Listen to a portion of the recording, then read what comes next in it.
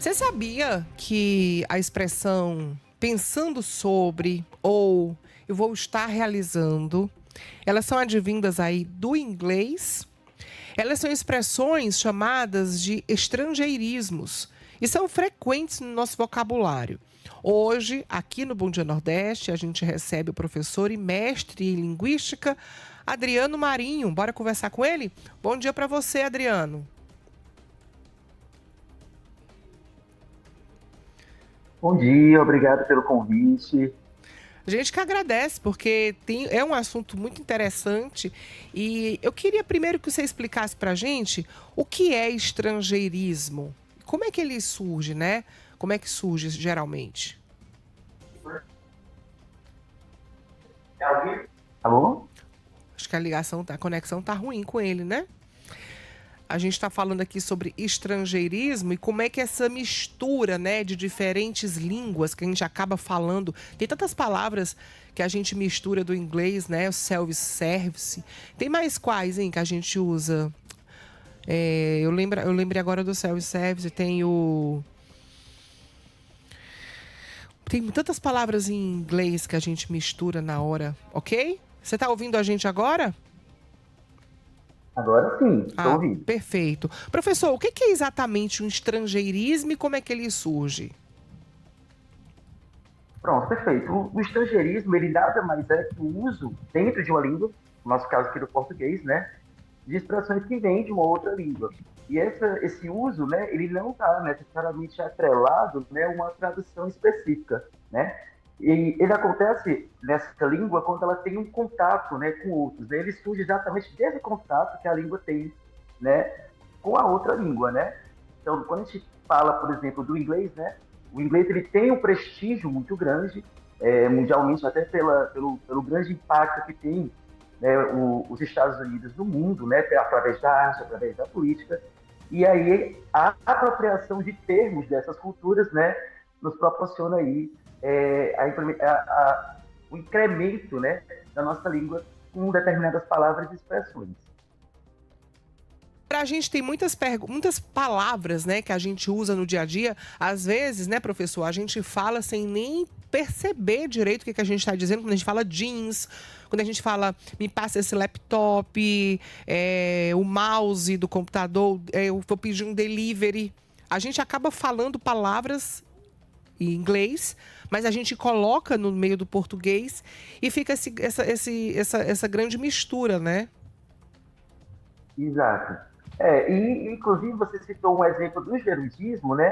Que é um fenômeno que acontece na língua portuguesa que advém exatamente do inglês, né? Porque no inglês nós temos, por exemplo, né, o uso de um verbo auxiliar obrigatório, tá? Que é próprio da língua inglesa, que é o verbo will, né? E aqui a gente se acostumou a usar, principalmente no marketing, né? Esse verbo auxiliar que na língua portuguesa não é correto e não é comum. Né? Então, por exemplo, você vê muito as pessoas falarem eu vou estar fazendo, vou estar ligando, vou estar entrando em contato, né? Ao invés de falar eu entrarei em contato, né? Então, ao invés de usar o futuro simples, né? Como existe na língua normalmente, na língua portuguesa, né? Isso é um exemplo muito claro da apropriação, né? Até de uma estrutura mesmo gramatical que não é própria da língua portuguesa. E você falou aí do gerúndio, né? O telemarketing é que usa muito essa expressão e muita gente acaba usando também. Mas é como que na língua inglesa ela existe e é correta, mas aí quando se traz para português é que fica errado, seria isso? Exato, exato. Quando a gente fala de língua, né, a gente não pode dizer que necessariamente é errado, né? Porque a língua ela é um fenômeno que vive em constante mudança, né? Então, assim como a apropriação de palavras da língua inglesa, como o delete, né, que é o nome daquela teclinha no computador que a gente usa para apagar, hoje em dia a gente usa o deletar como sinônimo de apagar, né? E, inclusive, os próprios dicionários de língua portuguesa eles vivem se atualizando, né? Porque é nesse processo de mudança histórico da língua, né? A gente vai se apropriando dessas palavras e expressões, né? Então dizer que é errado, né? É uma palavra muito forte, digamos assim, né? eu digo mais que é um processo de mudança mesmo da língua que é normal, natural, né? Ou que, no mínimo, não é normal, né? A gente diz que é uma coisa que vem do estrangeiro. E o cearense, ele é muito, ele traz muito esse estrangeirismo para o nosso dia a dia, para a nossa fala? Ele traz, né? Ele traz. Eu ouvi uma história, eu não sei se isso, né, é realidade, é comum, mas eu ouvi muito uma história contada pelo Falcão, né, da palavra Spilicuti, né, que diz que vem do inglês is pretty e cute, né, que era para se referir a uma menina muito bonita e fofa, né. Então é uma história que se fala muito, né, e que faz sentido quando a gente passa, né, quando a gente entende que a língua inglesa, a gente fala muito rápido palavras e expressões de língua inglesa, né? Então a gente fala Spillicute, né? E transforma para Spillicute, né? No cearense, eu acho que é uma coisa que faz super sentido. E você falou disso aí, eu me lembrei de uma outra expressão também que as pessoas acabaram transformando, né? Que é o encarnado e esculpido, se eu não me engano. Que a pessoa fala que alguém é encarnado e esculpido o outro. Aí, no transformar das palavras, acabou virando o fulano que é cagado e cuspido fulano, não é?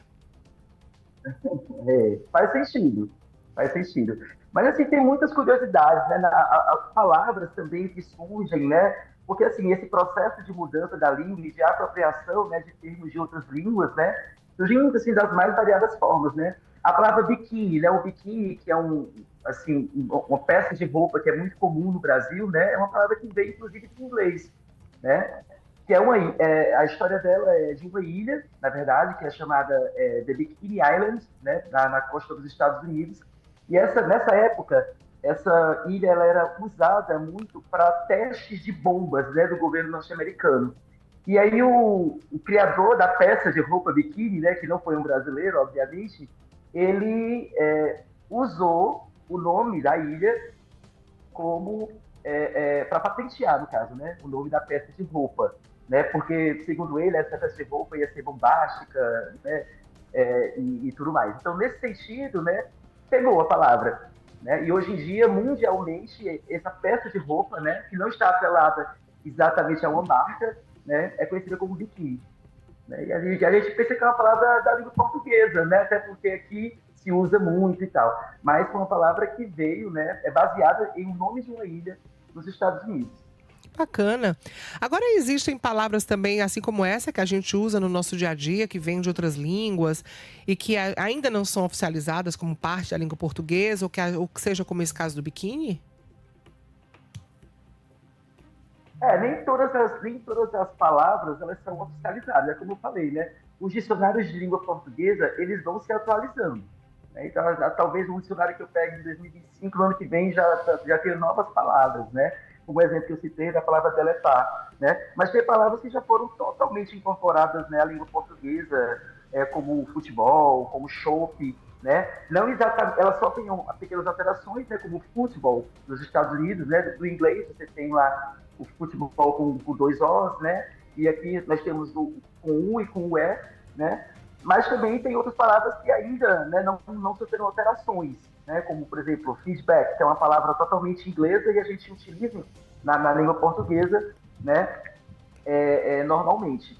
Mas inclusive no último acordo ortográfico que teve da língua portuguesa foi, né, incrementado aí as letras W, a letra Y, a letra, se pegar o nosso alfabeto mesmo, brasileiro, ele já incorpora essas letras que são próprias, né, de outras línguas, exatamente para oficializar, né, essas palavras que vão surgindo e que vão entrando na nossa cultura. Né, exatamente como um processo natural, né, de incorporação.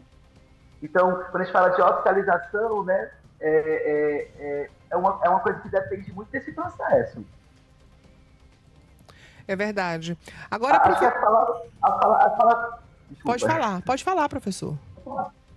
As palavras que vão aparecendo, até próprias das redes sociais, né, e estão em constante mudança também, né, a interação, o mundo, né, globalizado hoje em dia, onde as pessoas se comunicam, né, de forma muito rápida, né, ele exige isso da língua, e a língua também tem que acompanhar essas mudanças, né? Então, as redes sociais são exemplos de como a gente vai incrementando diariamente nessas palavras e, à medida disso, a língua vai oficializando, né? À medida que o uso vai possibilitando. Eu estava lembrando das vezes que a gente conversa sobre psicologia, sobre carreira, né? Porque sempre tem umas expressões em inglês. Eles vão falar de um comportamento, vão falar de um fenômeno, de alguma coisa assim. Sempre colocam uma expressão em inglês. Uhum. E isso é muito como comum, né? brainstorming, por exemplo, que é muito o brainstorming, né, que é muito comum no mundo corporativo, né, da administração. É bem comum acontecer isso. Pois é, a gente percebe muito essa questão da língua inglesa colocando nomes, né? E muitas pessoas, às vezes quando a gente está entrevistando mesmo, as pessoas perguntam por que que vocês falam sobre esse assunto na língua inglesa? Por que não traz, por que não traz para o português, para a nossa língua, né?